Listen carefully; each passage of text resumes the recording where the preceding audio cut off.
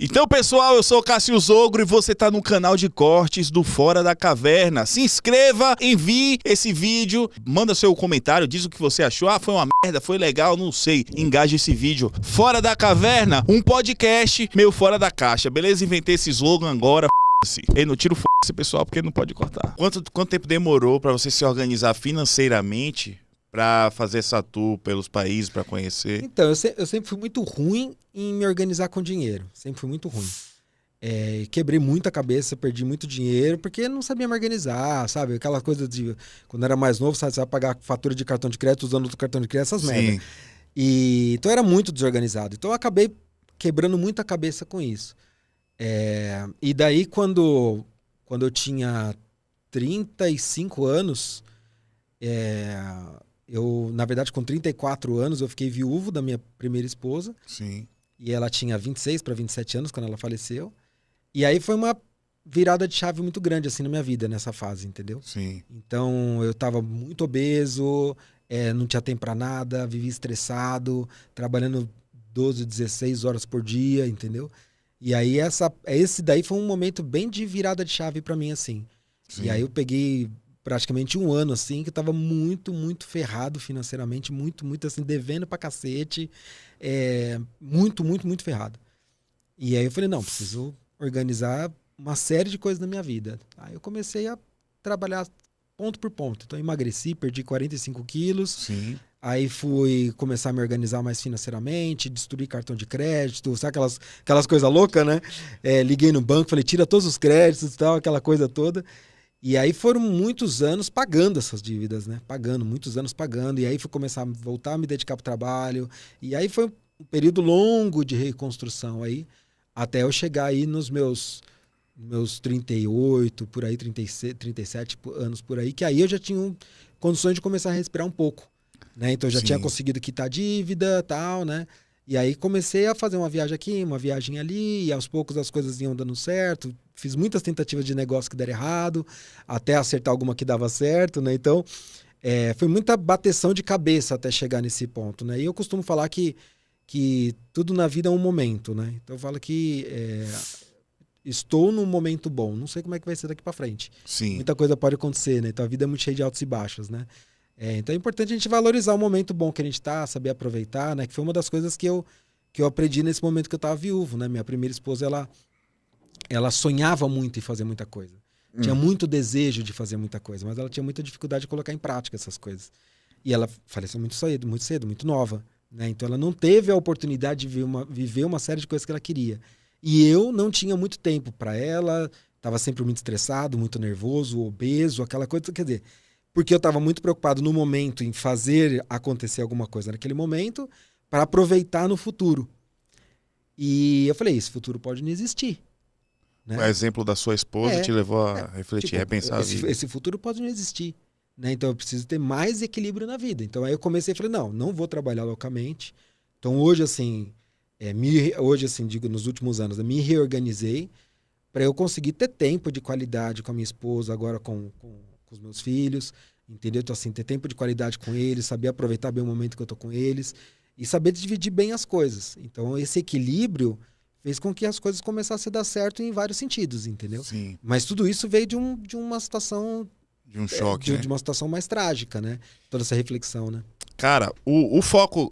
Não é esse, o foco é falar das suas viagens, mas de certa forma é uma coisa interessante ser abordada, porque assim, enquanto você falava, duas coisas me chamaram a atenção. Primeiro, você teve uma mudança de vida que iniciou dos 34, né? Aos 34 anos. Ela faleceu, eu tinha 33 para 34 por aí. Boa. Eu vivo, assim, boa não, se usei o adjetivo errado, perdão. Entendi. Você entendeu, né? O que eu quis falar. O que eu quero dizer é o seguinte, eu vivo há um ano de comédia, tenho 32 anos. Eu faço comédia há 6 anos. Sim. E eu cheguei a fazer programação porque eu estava desesperado, porque eu sou formado em engenharia de agrimensura, nunca me formei para ter um diploma. E minha mulher estava grávida e eu insistindo com a comédia e sem grana, sem nada, eu me via desesperado. E eu olhava para mim com 26, 27 anos como se eu tivesse 80, sabe? Pô, cheguei até aqui. E o cara não vê a a luz no fim do túnel, o cara não vê a possibilidade de mudar, porque uma Sim. pessoa com 26, 27 ou até com 40 anos que seja, ela tem possibilidade de mudar o Tem futuro. muito chão pela frente ainda. Entendeu? Tem muito chão pela frente. Muito chão pela frente. E o seu caso, ele chama atenção isso aí, que tipo, uma mudança de vida, uma pena que com a situação trágica, mas uma das coisas mais incompreensíveis da vida e uma das coisas ao mesmo tempo que chama mais atenção é a capacidade do ser humano de reverter momentos difíceis, né, cara? De ter aprendizado com isso. E não é fácil, porque assim, esse processo de luto e de você fazer mudanças significativas na sua vida é um processo doloroso, né? Porque você está fazendo uma série de rompimentos, né?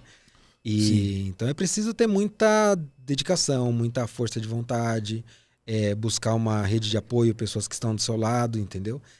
Então tudo isso é muito importante. Então foi um período que para mim de reflexão foi quase um ano para eu conseguir tomar coragem de fazer algumas mudanças, entendeu? De me posicionar sobre algumas coisas e tal. Então é algo trágico, né, que aconteceu, mas ao mesmo tempo trouxe uma série de coisas positivas. E isso é meio conflitante para mim. Conflitante demais. Isso é meio conflitante. Mas por sorte eu tô bem com tudo isso, entendeu? Sim. Assim, o que eu podia fazer naquela época eu fiz. E não faz muito sentido viver uma vida amargurada por conta de algo trágico, entendeu? Preso no passado. Né? Então a gente tem que saber se reinventar e saber seguir a vida. E seguir a vida não significa esquecer o passado, né? Então você falar, vou virar a página, não significa tacar fogo nas outras páginas, né? Exatamente. Então assim, você consegue tocar a vida, você consegue olhar pra frente, valorizando o que você teve no passado. Uma coisa não anula a outra, né? Sim. Então foi um processo longo para eu poder chegar nessa conclusão, não só de uma coisa falada, mas de uma coisa absorvida, né? Que eu absorvi aquilo ficou uma verdade para mim, eu me senti bem leve com isso. Sim. Então esse processo não é um processo que você simplesmente decide, né? Acorda falando, vai ser isso. Não é. Até você... Isso está muito bem assimilado para você, demora, né? Então foi um período duro, mas que me proporcionou depois, por conta disso, uma série de vantagens, né? Para a vida, minha vida profissional, minha saúde, relacionamento atual que eu tenho, o equilíbrio das coisas. Então tudo isso foi uma coisa muito, muito positiva, né? E isso, cara, isso foi no nível individual, mas às vezes é no nível coletivo, né? Porque você vai falar de viagens, você viu Chernobyl. Sim. Eu acho que você já chegou a ir em Auschwitz. Não cheguei. Tava na lista para ir. Esse eu acho que é o maior exemplo de coisas que, assim, uma experiência terrível que tá lá marcada na história. Sim. E que não deve ser esquecido, cara. Porque superar o sofrimento não é esquecê-lo, né? Superar é você conviver apesar de... E a gente vive numa sociedade, cara, que parece que a iconoclastia tá no auge, querem derrubar a estátua de uma figura que representou uma coisa ruim. Então, tem que estar lá para aprender, cara. Tem uma ponte na Bósnia e Herzegovina que chama Ponte de Mostar. É uma ponte muito bonita. Se alguém tiver curiosidade, procura no Google aí. Ponte de Mostar, que fica na Bósnia e Herzegovina. E quando eu passei por lá, eu estava na Croácia, aluguei um carro na Croácia, fiz a Croácia inteira de carro e voltei dirigindo e fazendo a Bósnia, passei por Sarajevo e tal. E lá, essa ponte, ela sofreu uma série de bombardeios na época que houve o cerco da Sérvia para tomar ali a Sarajevo. E aí era uma guerra que eles estavam tendo ali, logo que caiu a União Soviética, então todas aquelas... repúblicas socialistas que eram ligadas à União Soviética, elas foram ruindo aos poucos, né? E aquela região, conforme ia ruindo, começava a surgir disputa de poder. E foi o que aconteceu naquela região, né? Na antiga Iugoslávia ali, que era ali.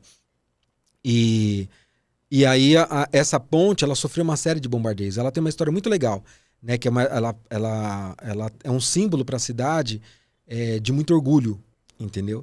E ela foi bombardeada e praticamente toda destruída. E eles recolheram todas as pedras do rio, que ela caiu, todas as pedras dela, quando bombardearam, eles recolheram as pedras, reconstruíram essa ponte usando, na medida do possível, todas as pedras que já eram parte dela no passado, reconstruíram e pegaram uma das pedras grande e colocaram lá escrito assim, nunca esquecer.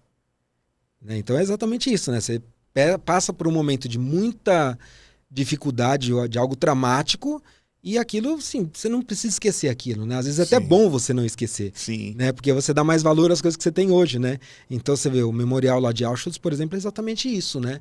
se fosse uma coisa terrível, não, vamos apagar isso do passado. Não, vamos fazer um memorial, vamos deixar isso claro, vamos exaltar esse momento, não como uma coisa positiva, mas como algo pra gente nunca esquecer, pra não deixar acontecer de novo, né? Exato, cara. Às vezes eu tenho a sensação de que coisas ruins são mais importantes de serem lembradas do que as boas. A gente aprende bem mais com elas, né? É, cara. A gente aprende bem mais com elas. Por isso que eu gosto de assistir, sabe o quê? Uma coisa que eu tava pensando, assim, eu vi um debate no Twitter de pessoas criticando filmes de documentários de true crime, que, ficam mostrando, fica ganhando em cima da maldade, em cima de coisas ruins, ficam polemizando em cima disso. Mas eu pensei, cara, claro, aquelas pessoas fogem à regra, ainda bem, senão a sociedade caía, que essas pessoas são... Sim. Mas é importante você assistir para você ver onde o ser humano é capaz de chegar, cara. Onde a maldade humana é capaz de chegar.